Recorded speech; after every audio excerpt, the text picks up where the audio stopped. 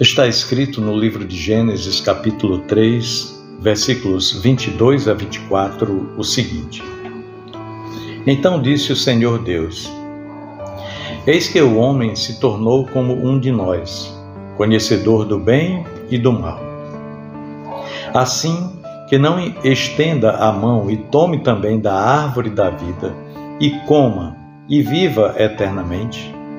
O Senhor Deus, por isso, o lançou fora do jardim do Éden, a fim de lavrar a terra de que fora tomado.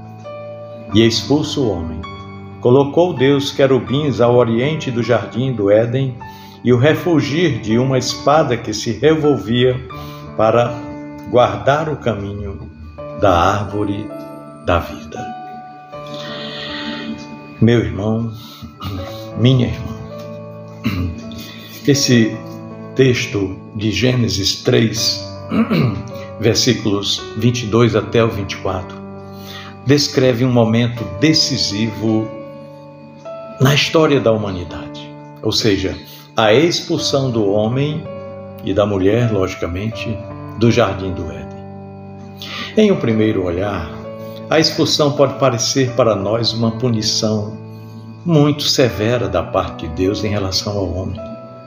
Mas quando analisada mais profundamente, ela revela, na verdade, um gesto de amor de Deus destinado a proteger o ser humano da consequência mais grave de seu pecado, ou seja, a eterna separação de Deus ou a eternização como pecador, porque é o que ele diz, que o Senhor estava fazendo isso para que o homem não estendesse a mão e viesse tomar também da árvore da vida e comesse e vivesse eternamente na condição de pecador. No momento da queda, Adão e Eva comeram da árvore do conhecimento do bem e do mal, o que resultou em sua desobediência a Deus e, consequentemente, na perda da inocência original. O homem agora conhecia a diferença entre o bem e o mal, mas também experimentava as consequências desse conhecimento, ou seja, a culpa, a vergonha e, sobretudo, a separação de Deus. Até hoje, tudo na vida é uma questão de escolha, e nossas escolhas podem ter consequências eternas, e o pecado nos traz consequências eternas. Mas voltando aqui a Gênesis 22, Deus observa, eis que o homem, 3:22, Eis que o homem se tornou como um de nós, conhecedor do bem e do mal. Assim que não estenda a mão e tome também da árvore da vida e coma e viva eternamente na condição de pecador. Então o homem tinha a oportunidade de escolher entre o bem e o mal, mas se tornou suscetível às consequências de suas escolhas, como o sofrimento e a morte. Mas o que isso significa para nós tanto tempo depois? O homem já não era mais o ser puro e inocente que vivia em harmonia com Deus lá no Éden. Agora o homem estava manchado pelo pecado e a sua condição seria permanente, caso não houvesse uma intervenção, uma reparação da parte de Deus em relação à mancha que ele trazia agora.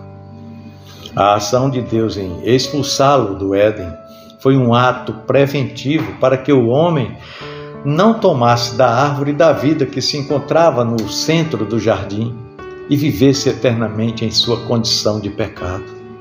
Olha aí, olha a razão da expulsão e do impedimento para que eles não voltassem.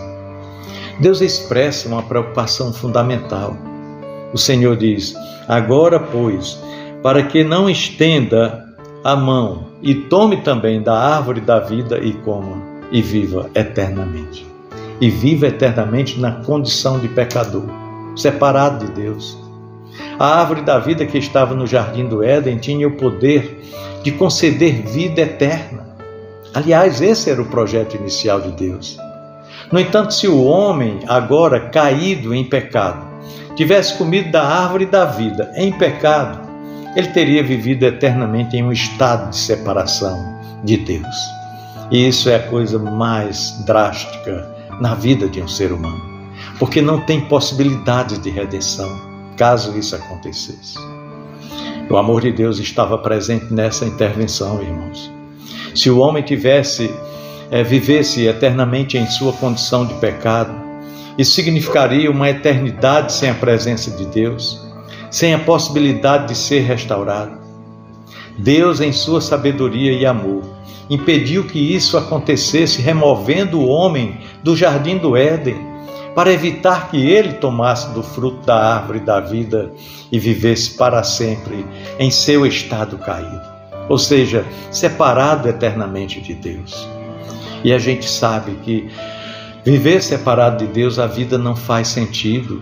Nós não encontramos sentido para nada. Um vazio existencial perdura no nosso interior. E Deus não queria isso para nós. Então Deus expulsa o homem do jardim do Éden. Embora a expulsão pareça uma punição muito ríspida da parte de Deus, ela é, na verdade, uma ação protetiva.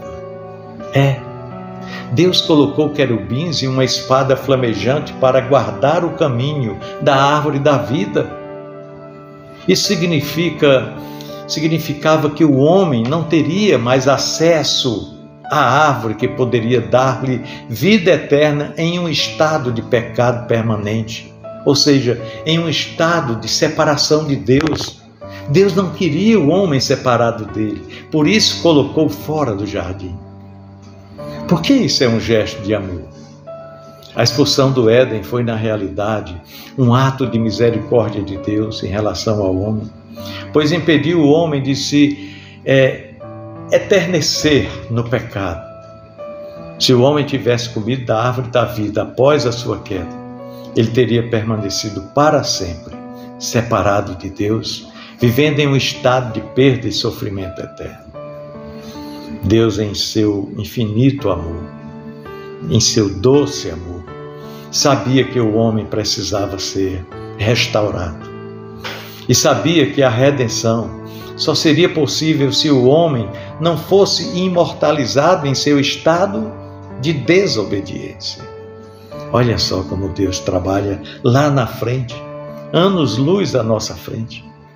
O Senhor já estava pensando em nós, descendentes de Adão. Nele também, mas já em nós. Então, apesar da expulsão, o ato de Deus também contém uma promessa implícita: o plano de redenção. Pois é, lá em Gênesis, Deus, em sua graça maravilhosa, estava preparando o caminho para que o homem fosse restaurado e um dia pudesse ter acesso novamente à árvore da vida. Mas agora, isso se dá por meio do seu Filho Jesus Cristo. A Bíblia nos ensina que a redenção em Cristo nos dá vida eterna. Está em João 3, versículo 16. Mas esta vida eterna é somente possível por meio da obra redentora de Jesus, e não através da árvore da vida, lá no Éden. O que estava perdido no Éden será restaurado no fim dos tempos, quando no novo céu e nova terra, aquele que crê em Jesus Cristo como Salvador e Senhor absoluto de sua vida, terá acesso novamente à árvore da vida, mas desta vez sem a presença do pecado. Isso está em Apocalipse capítulo 22, versículo 2. Nós teremos acesso à árvore da vida, mas agora na condição de um pecador redimido, salvo em Jesus.